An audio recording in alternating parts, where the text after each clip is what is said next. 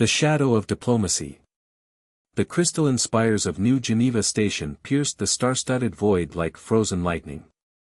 Within its gleaming halls, Arthur Miller adjusted his cufflinks with practiced precision, each movement deliberate and controlled.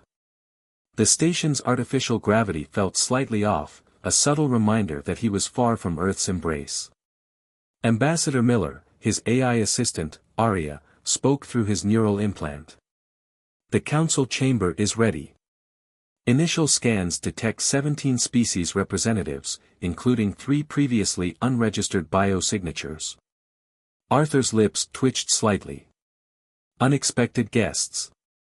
How diplomatic. The corridor leading to the grand chamber stretched before him, its walls embedded with bioluminescent strips that pulsed in patterns matching the station's heartbeat. Security drones disguised as decorative orbs floated silently overhead, their sensors tracking every movement. Commander Sarah Chen, his head of security, fell into step beside him. Her augmented eyes constantly scanned their surroundings, the subtle glow of active combat protocols visible beneath her irises. "Sir, the KR delegation arrived with twice their allocated security detail. They're claiming diplomatic privilege." "Of course they are," Arthur murmured, straightening his tie. "And I assume station security made the appropriate objections before inevitably backing down?" "As predictable as a quantum clock," Sarah confirmed, her cybernetic hand resting near her concealed weapon. Relic brought his personal guard, the blood scales. "They have a reputation." Arthur's mind flickered to classified reports he'd reviewed years ago, reports of entire colonial outposts found empty, with only scales and ash remaining. "Everyone has a reputation, Commander. Some of us just work harder to maintain them."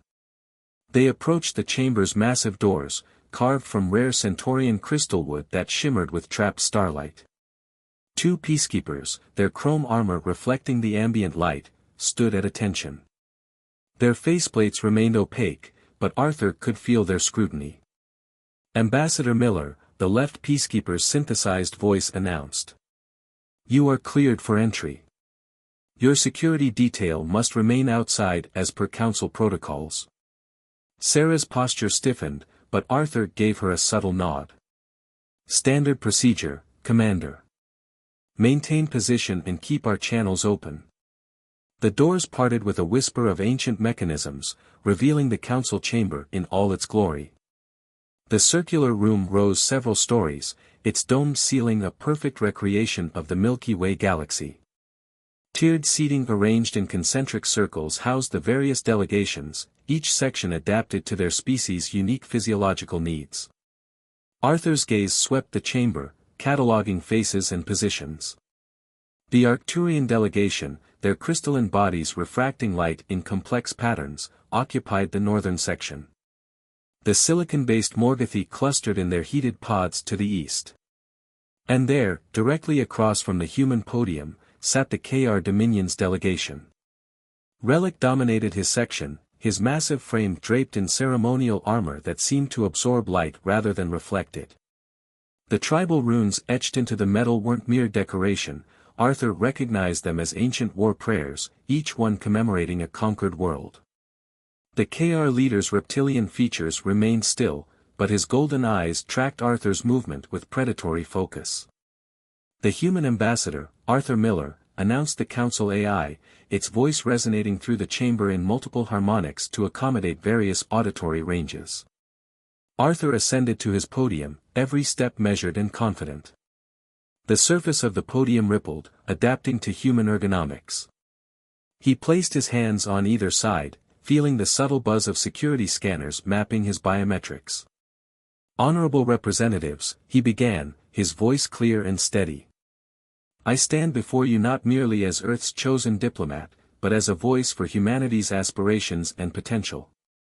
The chamber's acoustics carried his words perfectly, but Arthur noticed several delegates manipulating their universal translators.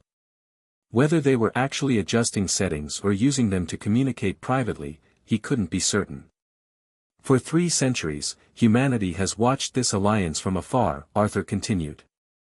"We've traded with your merchants, shared knowledge with your scholars, and even fought alongside your warriors when the Void Swarm threatened the Orion Arm. Yet we remain outsiders, our potential membership eternally under review. A murmur rippled through the chamber. The Arcturian prime consciousness shifted colors rapidly, indicating intense emotional response. Several Morgothi pods began emitting complex harmonic frequencies, their equivalent of heated discussion. Relic's voice cut through the chamber like a plasma blade. Potential, Ambassador. The universal translator couldn't quite mask the contempt in his tone. Humanity's potential for violence is well documented. Your species rose from its cradle world, leaving a trail of extinction events in your wake. Arthur maintained his diplomatic smile, but his eyes hardened slightly. An interesting observation from the leader of a species that celebrates planetary conquests with ceremonial armor, Supreme Commander Relic. The chamber fell silent. Arthur had violated one of the Council's unspoken rules, never directly challenge a member species' cultural practices. But he hadn't risen to this position by playing it safe. My point, Arthur pressed on, is that humanity has grown beyond its violent origins, just as all spacefaring species must. We've transformed our warships into exploration vessels, our weapons factories into terraforming facilities. We seek membership not to dominate, but to contribute. A slender figure glided forward from the shadows behind Relic's position. Arthur's enhanced peripheral vision caught the movement, but he kept his attention focused on the general discussion. The figure, a trinate spy, judging by the characteristic three-armed silhouette, leaned close to Relic's ear ridge, whispering something that made the KR leader's scales ripple with what Arthur recognized as satisfaction. Perhaps, Relic rumbled, the Council would be interested in some recently acquired intelligence regarding humanity's peaceful intentions. Arthur's neural implant pinged with an urgent message from Arya. Sir, detecting multiple unauthorized data streams being uploaded to the Council's secure network. Content appears to be classified Earth intelligence files. Externally, Arthur remained impassive, but his mind raced through scenarios and contingencies. The KR had clearly been planning this moment, gathering ammunition to discredit Earth's petition. The question was, how far back had they managed to dig? The chamber's holographic displays flickered to life, projecting images and data streams that made several delegates recoil. Military operations. Black sites. Covert interventions. And at the center of it all, a shadowy figure known in intelligence circles as the Baba Yaga. These records, Relic announced with theatrical gravity, suggest that humanity's peaceful ambassador has a rather interesting past. One filled with enough blood to paint a gas giant red. Arthur felt the weight of every eye in the chamber fix upon him. The moment balanced on a knife's edge, he could deny everything, play the diplomatic game, maintain plausible deniability. Or he allowed himself a small, dangerous smile. The same smile that had been the last thing countless enemies had seen. Supreme Commander, Arthur said softly, his voice carrying an edge that made several nearby delegates instinctively withdraw. If you're going to tell stories about the Baba Yaga, you should really make sure you have all the details correct. The chamber erupted into chaos, but Arthur's focus narrowed to Relic's suddenly uncertain expression. The game was about to change, and Arthur Miller, diplomat, operative, legend, was finally free to show his true colors. The holographic displays around the chamber flickered with increasingly damning evidence, surveillance footage from a dozen worlds, mission reports stamped with the highest classification levels, body counts that would make even the blood scales pause. Arthur watched it all with the same measured expression he'd worn to 100 diplomatic functions. These are genuine Earth intelligence files, the Trinate spy announced, its three arms moving in the precise gestures that denoted absolute certainty. Authenticated and verified. Indeed they are, Arthur replied, his voice carrying easily over the chamber's growing chaos. Though I notice some curious omissions. Tell me, Supreme Commander, did your intelligence agents happen to discover why I was given the name Baba Yaga? Relic's scales shifted in a pattern that Arthur recognized as confusion. The files speak for themselves. Your history of wetwork is incomplete, Arthur cut him off. He raised his right hand, and the chamber's holographic systems responded instantly to his neural implants' override codes. New images flickered to life, surrounding the existing displays. You see, while I was indeed responsible for those operations, you missed the context. Every single one was a counterterrorism response. This footage here. That's me stopping a bioweapon release on New Mars. These casualty reports. All prevented deaths, not caused ones. The chamber fell silent as the evidence mounted. Arthur stepped away from his podium, his movements deliberately slow and non-threatening. The name Baba Yaga wasn't given to me by my victims, Supreme Commander. It was given to me by the children I rescued from your species' slave markets in the Outer Rim. Relic's massive frame tensed, his ceremonial armor creaking. You dare. I dare speak truth in the council chamber. Yes, I believe that's rather the point of these proceedings. Arthur smiled, but it didn't reach his eyes.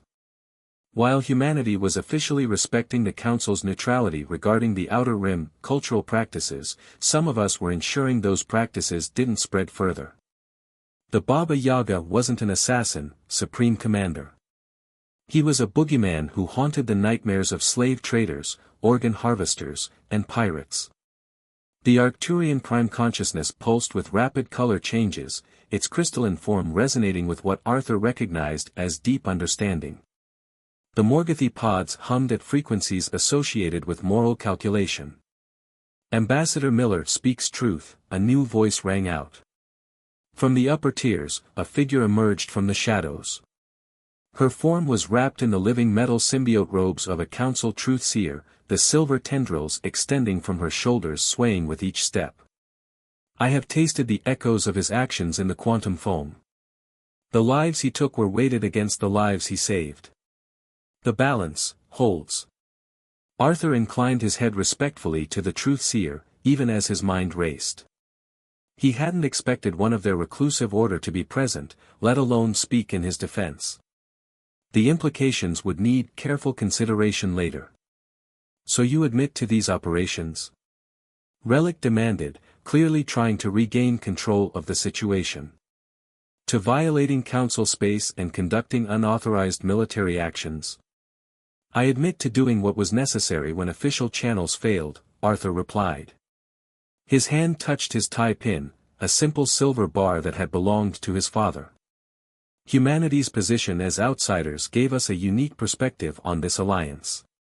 We saw both its tremendous potential and its dangerous blind spots. Yes, I acted outside official channels. Yes, I took lives. But every action was in service of the very principles this council claims to uphold. The chamber's AI spoke then, its harmonics carrying subtle undertones of protocol adjustment. The council recognizes a motion to review humanity's petition for membership in light of new evidence. All voting members will now. The rest was lost as the chamber's lights suddenly died. Emergency systems kicked in immediately, bathing everything in a red glow. Arthur's neural implants screamed warnings as Arya detected multiple security breaches. Sir, Sarah's voice cut through his private channel, tight with controlled tension. We have incoming. Multiple signatures matching blood-scale combat profiles. They're not here for arrest. Arthur's smile turned predatory as he heard the distinctive sound of Relic's ceremonial armor shifting into combat configuration. No, Commander. I don't suppose they are. His hand moved to his cufflinks, specifically designed to bypass the chamber's weapons scanners. Maintain position and prepare for contingency Omega. It seems the Supreme Commander would prefer to settle this the old-fashioned way. In the red-tinged darkness, Arthur could hear the scattered movement of delegates seeking cover, the hum of defense systems coming online, and the heavy tread of approaching blood-scale troops. For the first time since entering the chamber, he felt truly comfortable. After all, diplomacy was just warfare by other means. And warfare? That had always been humanity's first language. The blood scales were about to learn why children still whispered stories about the Baba Yaga. The first blood scale through the chamber doors died so quietly that only those with enhanced hearing noticed. Arthur's cufflink, now a monofilament wire humming with lethal potential, retracted with a whisper as the massive reptiloid collapsed, its armor splitting neatly along molecular seams. Commander Chen, Arthur subvocalized through his neural link, status of the civilian delegates. Emergency protocols engaged. Most delegates are being evacuated through secure channels. Sarah's voice was clipped, professional. The Arcturians and 3 Morgothi pods are trapped in the East Quadrant. Peacekeepers are moving to assist.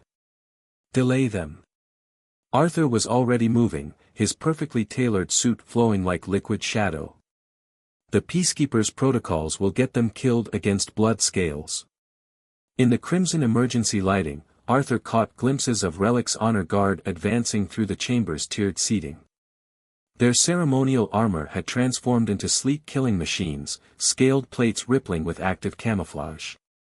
They moved with the fluid grace of apex predators, but Arthur noted their positioning with cold satisfaction. Amateurs. They still thought they were hunting prey. Arya, he commanded, execute Protocol Chimera. The chamber's environmental systems responded instantly.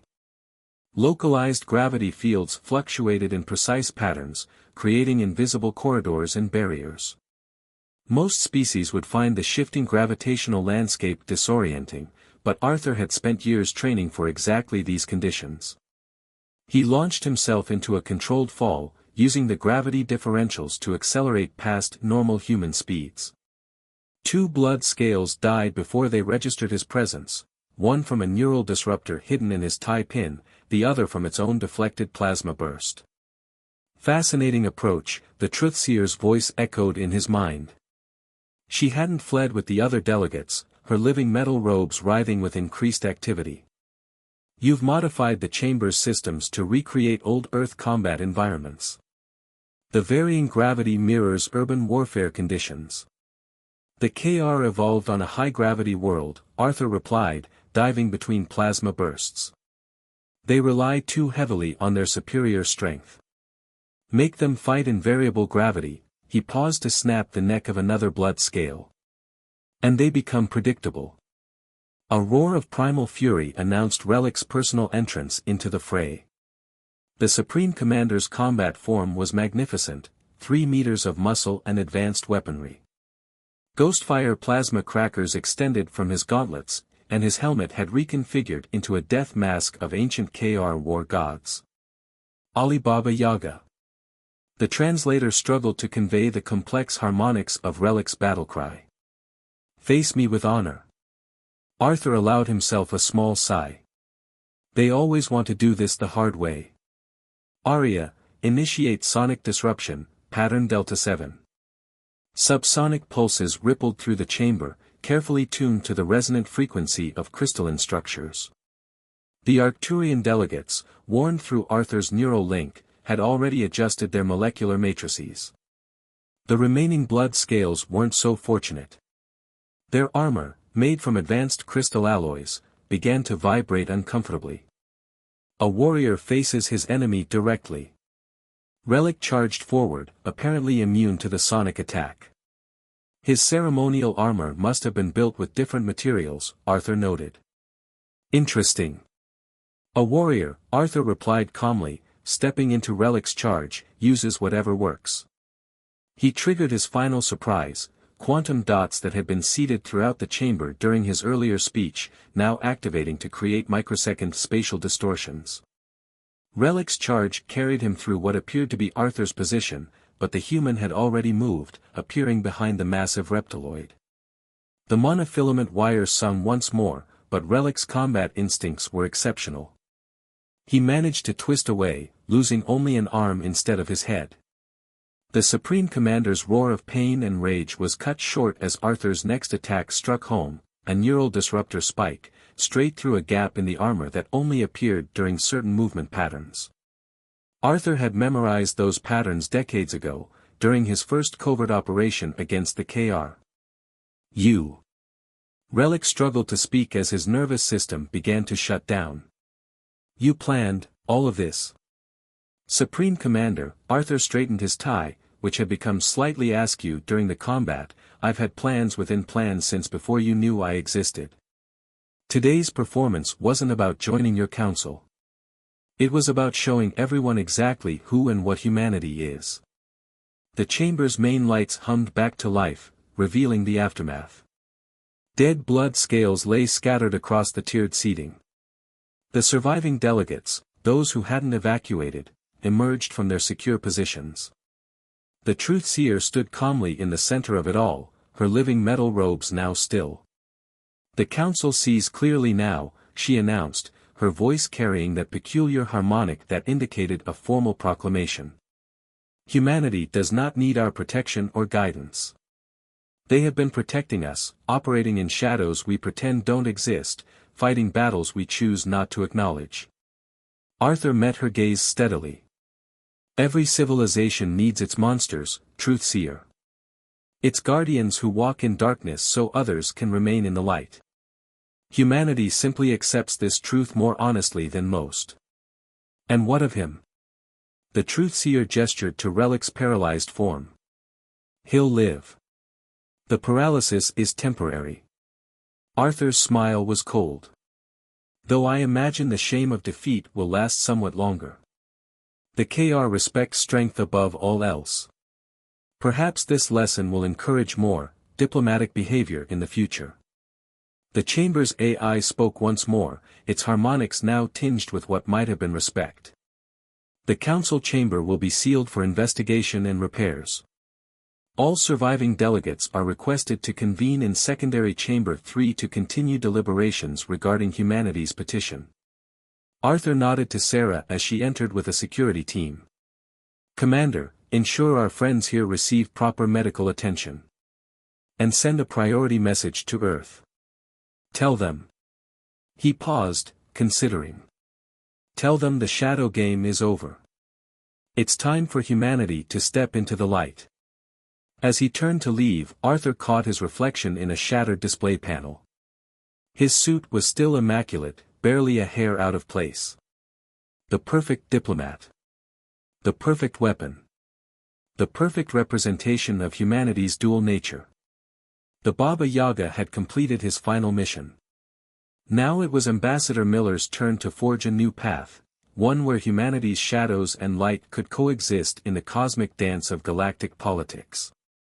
Next time, he mused, they really should just accept the membership petition without all the drama. It would be far less messy. But then again, where would be the fun in that?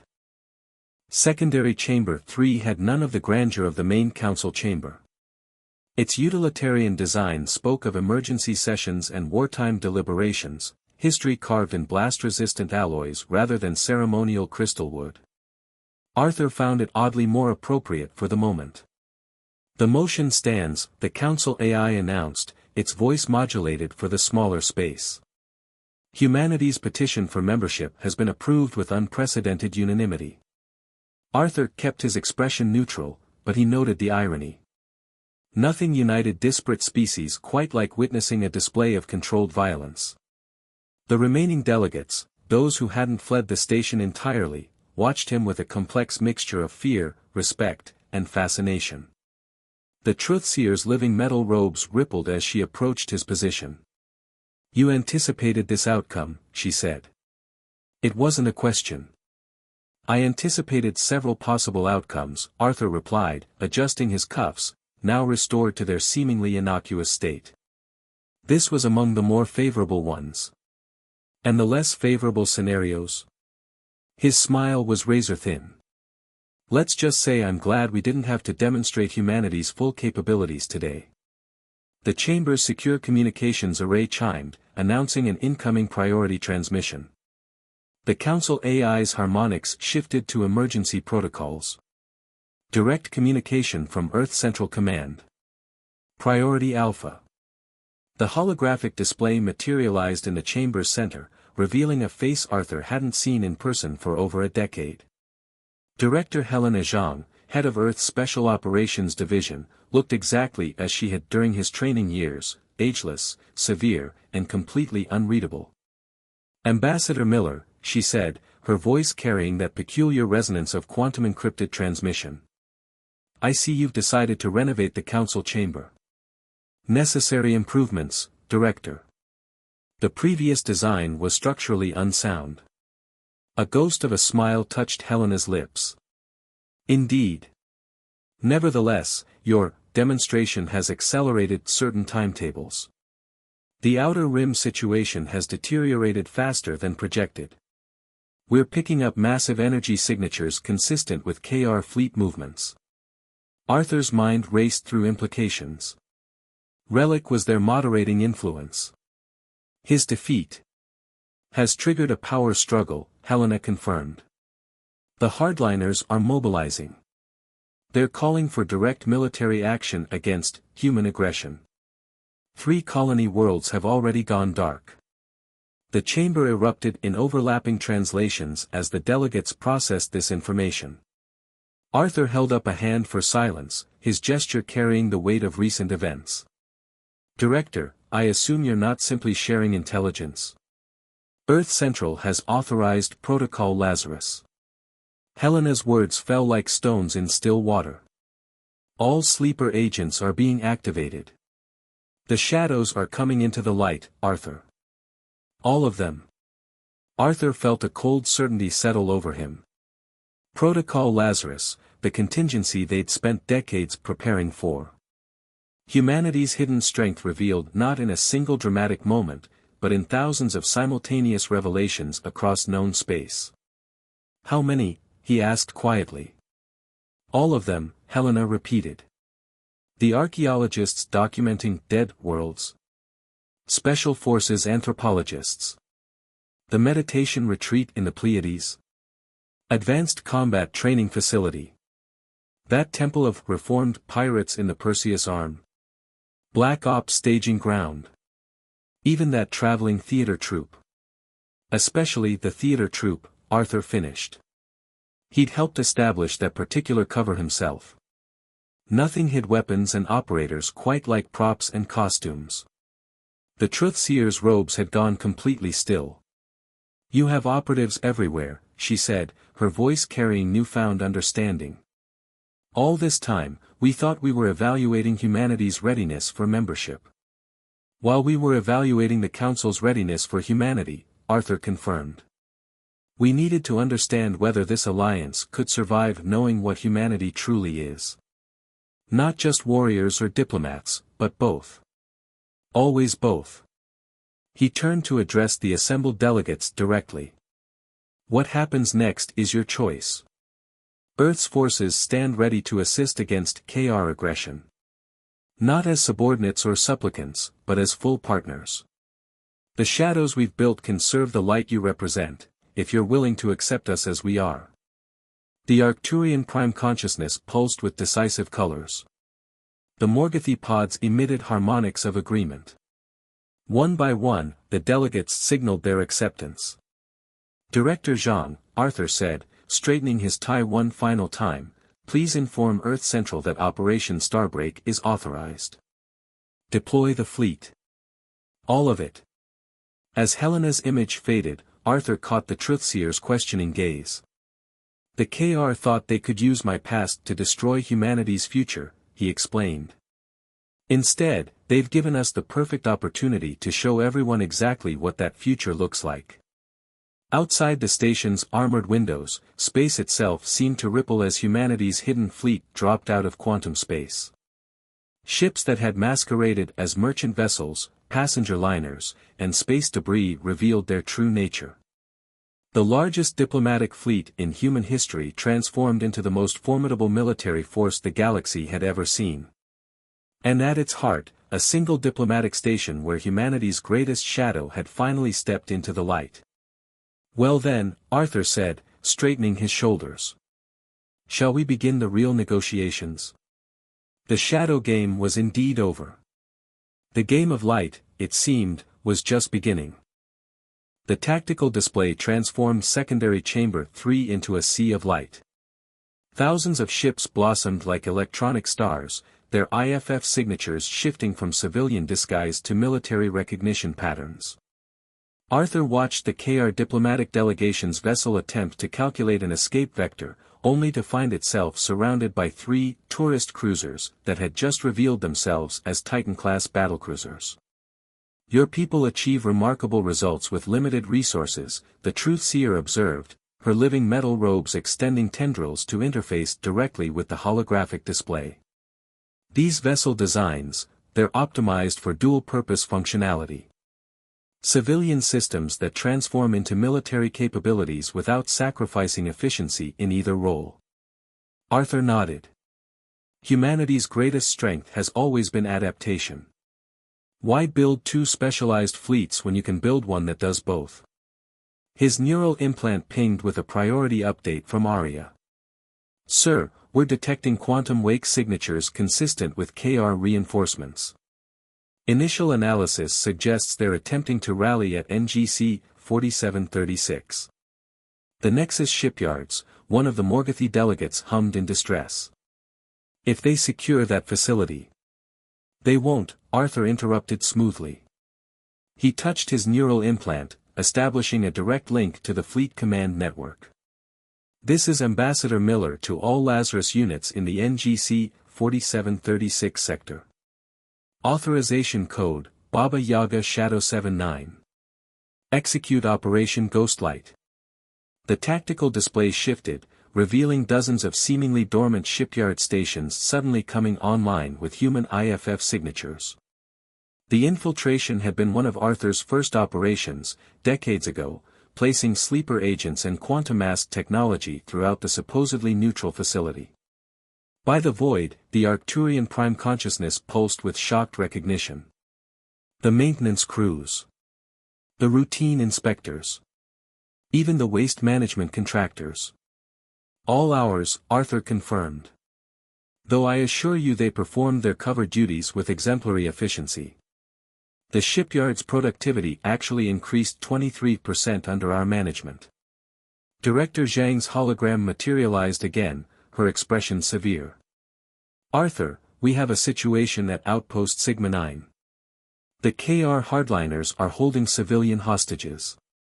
They're demanding the Council denounce Earth and authorize immediate military action against human assets. Arthur's expression hardened. Sigma 9 was supposed to be a simple research station, but he knew better. It housed some of the most advanced xenoarchaeological finds in known space, artifacts that could fundamentally change the balance of power if weaponized. How many hostages? He asked. 812, Helena replied. Including a class of Arcturian crystal young on an educational exchange. The Arcturian delegate's crystalline form vibrated with emotional harmonics. Arthur held up a hand before they could speak. Director, please inform Strike Team Epsilon they have a go for Operation Lullaby. He turned to the Arcturian delegate. Your young ones will be safe. In fact. He checked his chronometer. They should be secured in approximately 3 minutes. Impossible, the Morgothi delegate hummed. Sigma 9 is a fortress.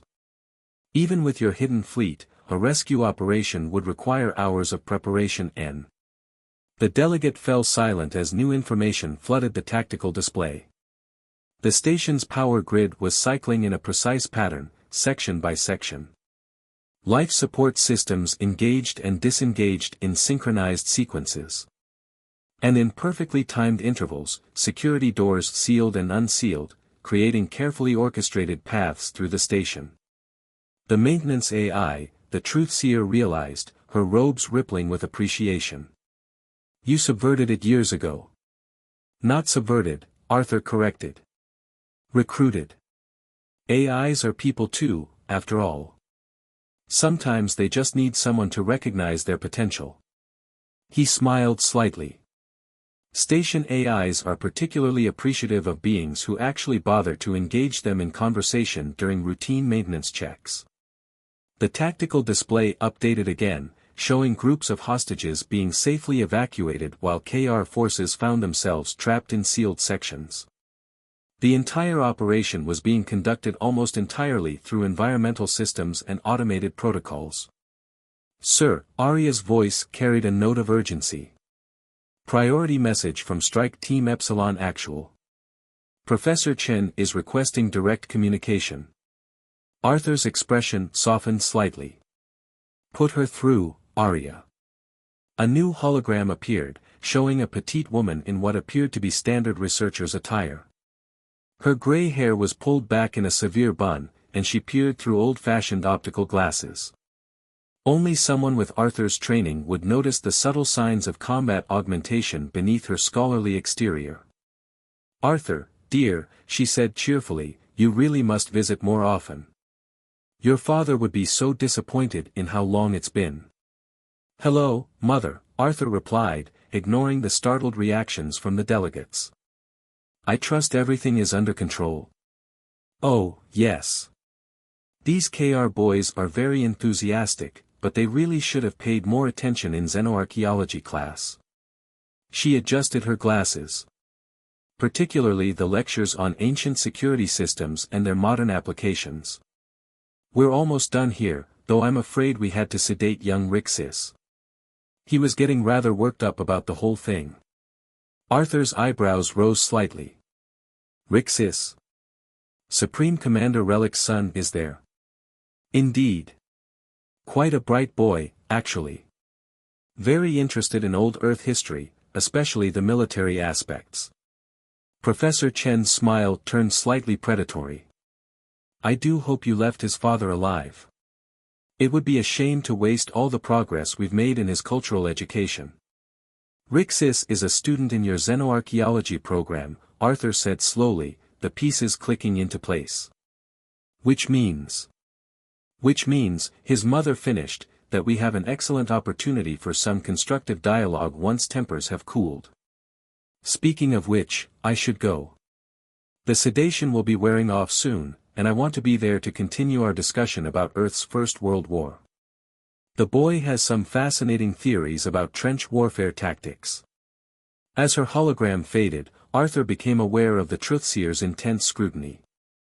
Your own mother, she said, has been quietly influencing the next generation of KR military leadership through academic instruction. The best shadows, Arthur replied, are the ones you never think to look for. He turned back to the tactical display, watching as humanity's hidden strength continued to reveal itself across the galaxy. Now then, shall we discuss how to prevent this situation from escalating into full-scale war? I believe my mother's student might be uniquely positioned to help negotiate a peaceful resolution. The shadow of diplomacy, it seemed, had many forms. Sometimes it looked like a warrior in a tailored suit. Sometimes it looked like a professor with hidden talents. And sometimes, just sometimes, it looked like hope for a better future, carefully cultivated in the most unexpected places.